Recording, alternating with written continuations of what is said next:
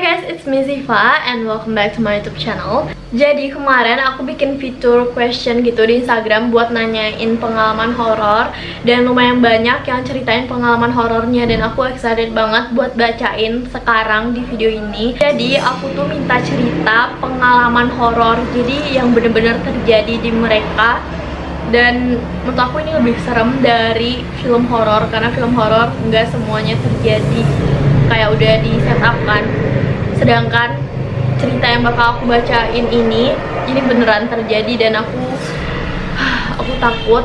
Dan sebenarnya aku mau ceritain cerita ini juga takut, karena katanya kalau kita cerita kayak gitu dia I don't know.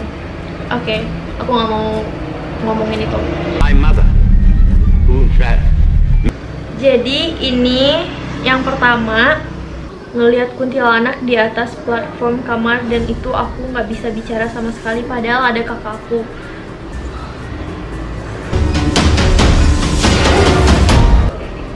Jadi kak, pas aku masih SD aku tinggal di rumah mbahku. Terus pas malam-malam itu kebelet pipis, jadi bangunin ibu. Terus pas udah selesai aku balik duluan ke kamar, tapi gara-gara ibu nggak kembali ke kamar, jadi aku samperin. Terus gara-gara gelap, aku sama ibu tabrakan.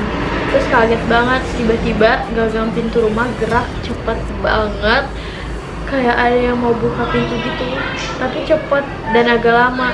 Terus ibu nyuruh aku ke kamar, tapi aku masih nungguin sambil ngeliatin juga. Pas udah berhenti, ibu ngecek lihat lewat jendela atau dari bolongan bawah pintu, aku lupa. Di situ ada bayangan lewat, tapi kayak melayang gitu, nggak ada suara dan kakinya juga.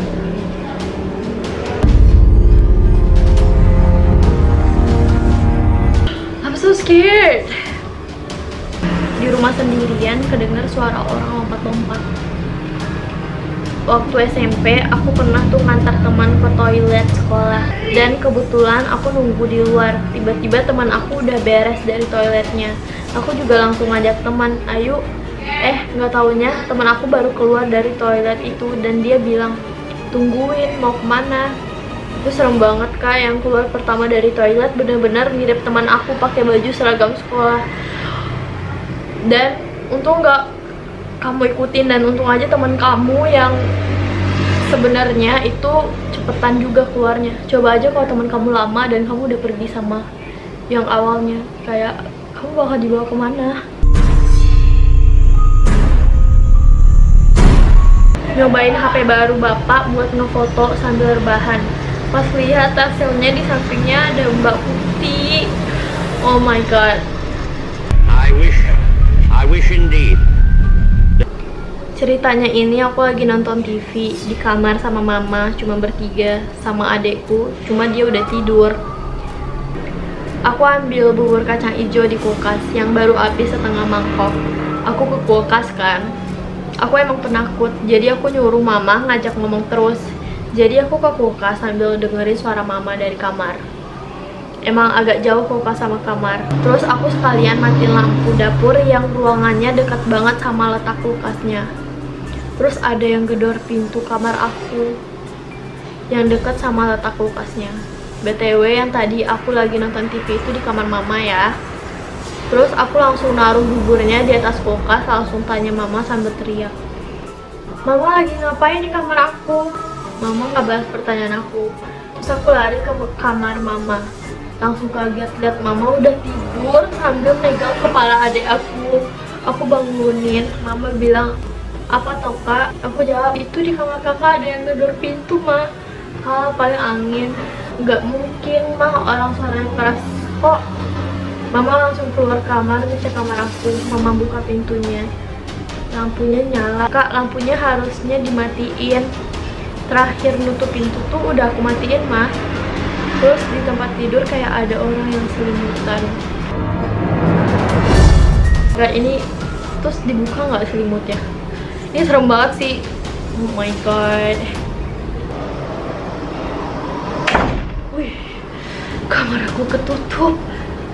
Kenceng banget suaranya, tapi itu angin kok. Pernah pas malam-malam, ini mama aku kan lagi sakit, terus tidur di kamar bawah kamar depan. Aku sama kakakku tidur di atas. Terus jam 12 malam mama aku teriak-teriak kencang banget. Aku sama kakakku langsung kaget lari ke bawah ke kamar mama, dan mama masih teriak-teriak kesakitan.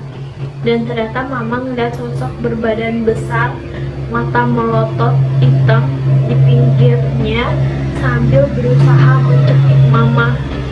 Dikira mamaku yang di pinggir itu aku, karena emang awalnya dia menyerupai aku. Sampai dia berani ngecekik dan ngeliatin wujudnya. Itu kayak, oh my god, semoga mama kamu baik-baik aja. Ketemu kuntilanak waktu umur 4 tahun. Seriusan, badannya tinggi, rambutnya kotor banget. Pasti itu jadi kayak trauma gitu ya. Oh iya, aku juga punya cerita. Saudara aku, dia masih kecil waktu itu lagi main laptop. Dan dia main laptopnya kayak risih, nggak tenang gitu. Terus dia bilang sama mamanya, "Ma, kok tante itu gangguin terus sih?" Terus mamanya bilang, "Tante mana?" "Itu, dia gangguin ayah terus main laptop." Dan mamanya langsung gendong dia, bawa dia keluar dari rumahnya. Padahal dia masih anak tunggal dan nggak ada siapa-siapa di rumahnya. Papanya pergi kerja, dia cuma berdua sama mamanya di rumah. Lagi sakit, terus tiba-tiba bengong kayak lihat sesuatu. Seingat aku sih, aku lihat sosok putih, rambut panjang banget di atas lemari. Dia liatin aku aja. Terus besoknya kata mamaku, aku tidur seminggu gak bangun-bangun. Aku merinding. Dan akhirnya dibawa kayak orang yang bisa nanganin gitu. Katanya aku malah melototin orang itu terus ngamuk. Seminggu gak bangun-bangun. Waktu di pondok lihat bayangan hitam lagi tahajud, tapi bukan menghadap ke kiblat.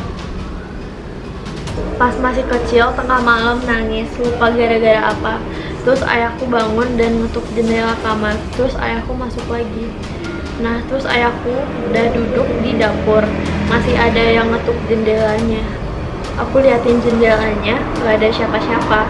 Kalau orang ronda malam sih gak mungkin, soalnya belakang rumahku dekat pohon bambu dan kali. Jadi kayak ada yang ngetok-ngetok. Wow.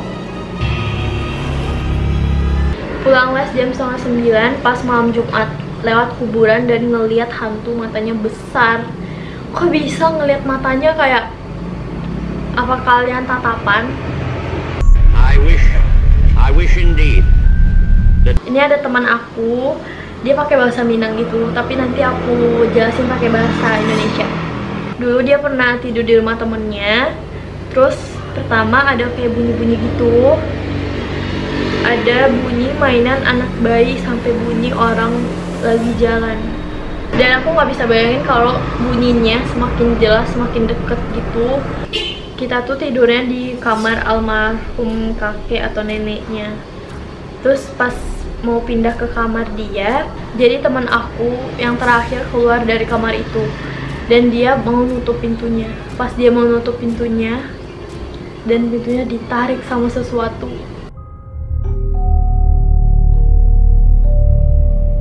Genderuwo lewat waktu naik motor. Gila banget sih, nggak ada kakinya. Nggak ada kakinya. Jadi pas camping malam pertama nginep, aku susah tidur gitu. Padahal teman-teman satu tenda udah pada tidur. Dan di luar kayak ada suara ribut-ribut. Pas aku lihat nggak ada orang di luar. Pas masuk lagi kayak ada orang nyanyi-nyanyi gitu, rame-rame. Pas lihat lagi masih sepi gitu kelihatannya. Terus abis itu juga kayak ada orang lagi jalan gitu di sekeliling tenda kita. Tapi bayangannya nggak ada. Kalau itu senior pasti ada bayangannya. Abis aku camping sampai rumah nggak berani tidur sendiri lagi gara-gara malam itu. Emang sih kalau lagi camping-camping gitu biasanya ada banyak cerita horor gitu. Aku bahkan banyak juga dengar-dengar dari sekolah lain, dari sekolah aku, pengalaman yang ya serem banget. Bahkan ada yang kesurupan massal sampai harus batalin acaranya dan harus pulang, kalau nggak ntar ada korban jiwa. Dan mereka ngomong sama makhluk gaib itu kayak dimasukin ke tubuh seseorang biar bisa berkomunikasi. Yang baiknya gitu dimasukin biar bisa berkomunikasi dan ngasih tahu harusnya gimana. Pernah dengar suara kuntilanak jelas banget pas di rumah ada pengajian malam-malam. Jadi ceritanya itu waktu itu pulang sekolah, tiba-tiba nenek itu bilang gini, makan Gi, sana ada bihun di penggorengan belum diangkat. Terus dengan spontan gue jawab, iya nanti, baru juga sampai. Nah pas beberapa menit kemudian ngerasa lapar tuh, gue langsung ke dapur ambil piring tambah nasi. Nah pas gue mau ngambil tuh bihun di penggorengan, nggak ada apa-apa, cuma minyak doang. Di rak makan cuma ada ikan sama sambal doang. Terus gue langsung cari nenek, nanyain bihun. Terus respon dia malah ngomel-ngomel, siapa juga sih yang masak bihun? Udah kenapa sih makan mah yang ada aja, nggak usah minta yang aneh-aneh. Ya Allah, perasaan tadi dia nawarin bihun. Nah gue ceritain semuanya dari awal ke si nenek, dan dia cuma bilang makanya kalau dari mana-mana tuh cuci kaki. Jadi yang nawarin dia siapa? Rumah aku tuh dibangun, direnovasi. Terus keluarga aku harus pindah kontrak lah ya. Terus ketemu kontrakan bekas kos bebas. Akhirnya barang-barang sudah dipindahin semua di sana. Sebelum pindahin, kebiasaan orang Jawa itu, kok orang pintar cari tanggal buat pindah. Orang pintarnya malah bilang gini, jangan di situ mbak, di sana ada kuntilanak merah, bayi bajang, satu pocong. Bahaya mbak buat anak mbak, nanti bisa diapa-apain.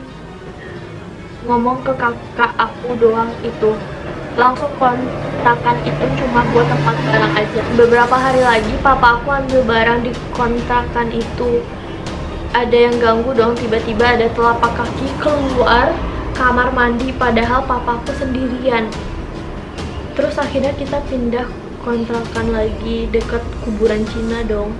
Awalnya nggak apa-apa, biasa aja. Waktu sahur puasa Senin Kamis kemarin aku sama kakakku dengar suara orang nangis, tapi anehnya papaku nggak kedengeran dong.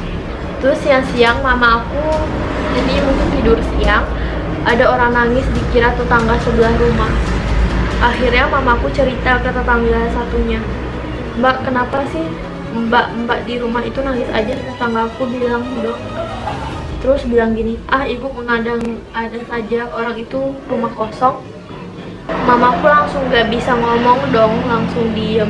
BTW sampai saat ini aku masih di kontrakan yang dekat kuburan Cina. Dan dia kirimin fotonya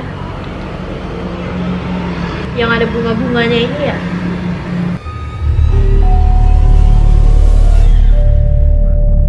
Dengar suara kunti pertama kali sama mbakku di kamar rumah budeku Lampung. Jadi ceritanya kita habis masak-masak di rumah Koko, pacar mbakku, orang Chinese. Dia tinggal sendiri di rumah 3 lantai. Bisa bayangin gimana horor rumahnya? Masku tuh bisa lihat mereka. Dan emang sebelum pulang, tiba-tiba pas naik tangga di rumah Koko, ada yang main piano. Padahal Koko nggak punya piano. Dari situ dia ganggu terus, hampir mau masuk ke tubuh mbakku. Cuman karena masku bisa, jadi dia nggak berani. Setelah kita pulang ke rumah bude, ternyata dia ikut dan gangguin aku sama mbakku pas lagi di kamar. Posisi kita udah ganti baju dan tinggal merem. Tiba-tiba ada suara ketawa kunti keras banget. Auto aku sama mbakku lari ke kamar masku.